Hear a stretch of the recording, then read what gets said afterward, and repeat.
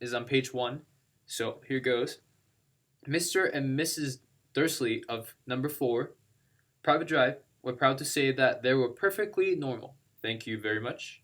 They were the last people you expect to be involved in anything strange or mysterious, because they just don't hold with such nonsense. And the second quote I got is, I remember every wand I ever sold, Mr. Potter. Every single wand. It so happens that the phoenix whose tail feather is in your wand gave another feather. Just one other. It is very curious indeed that you should be destined for this one when its brother. Why, its brother gave you that scar. So here's the third quote. Dad, said Dudley suddenly. Dad, Harry's got something. Harry was on the point of unfolding his letter, which was written on the same heavy parchment as the envelope, when it was jerked sharply out of his hand by Uncle Vernon. That's mine, said Harry, trying to snatch it back. Who'd be writing to you? Sneered Uncle Vernon, shaking the letter open with one hand and glancing at it. His face went from red to green faster than a set of traffic lights, and it didn't stop there. Within seconds, it was the grayish white of old porridge. So, this story tells you of Harry Potter, and this is my first book that introduced me to the world of Harry Potter and Hogwarts, Dumbledore, Hermione, and Harry and Ron Weasley, of what we love so much.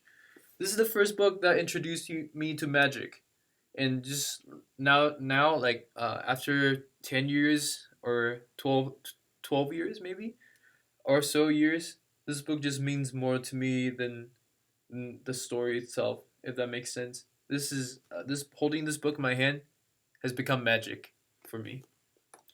So we'll go over some of the details.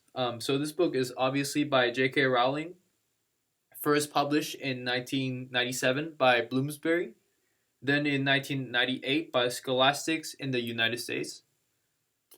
Critics frequently compare the author J.K. Rowling to to Jane Austen, to Ronald Rondell, and the ancient storyteller Homer.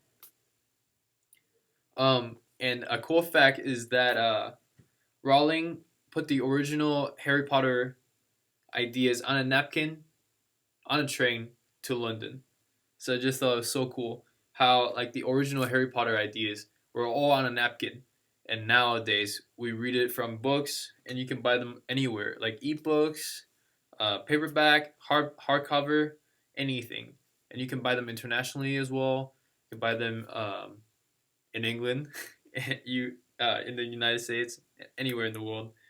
And I just thought it's so interesting. So let's get into the story itself. So it tells you the story of magic and how Harry Potter's parents were killed by he who must not be named, or the V guy. So Harry grew up amongst the Muggles, the Dursleys, and was bullied by them, and especially by their son Dudley. And he finally found his friends when he was on the train to Hogwarts. It was there that he met Hermione, and it was at Hogwarts that he finally got close with Hermione and Ron Weasley. And it was there that he finally had his adventures. So this story is pertinent to um, young adults who probably maybe had a rough childhood, and or also it can also be relevant to anybody else as well. But it especially touches the heart of those who grew up without the love of their parents and maybe without even friends or a lot of friends. This story is especially important to us as the Y and Z generation because we grew up with this story, and once again is pertinent to those who may not have grown up with a loving family, who go out on their own and finally make a name for themselves. A lot of the books that I myself like, say like Johnny Tremaine by the Great Horn Spoon, um, Benjamin Franklin's um, autobiography that I talked about in my last book talk. All those stories are stories are themes and heroes that go out into the world and make a name or a life for themselves. It was not easy. No, it was not easy. But they did it.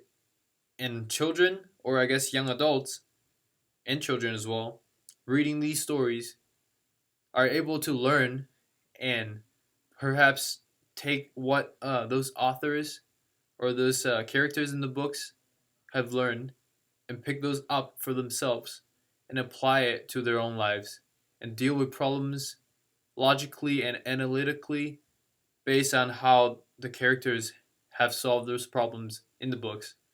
And I think this is so important in life today. A lot of people today just don't read books, and it's very important to nurture children early in their lives by giving them a good book for them to read, for them to enjoy, early on. That's how you how you hook them, so that later on in their lives they will still be continuing to read. Reading is so important to deal with problems and to learn interpersonal um, relationships, or just deal with anything that life throws at you. It teaches you to think. It teaches you to think deeper, and it teaches you to like appreciate art for its own artistic sake. Thank you for listening today with Steven. Um, and I just want to say, go and get your own copy of Harry Potter and read it for yourself. Or if you have already done so, read it again. Thank you. Goodbye.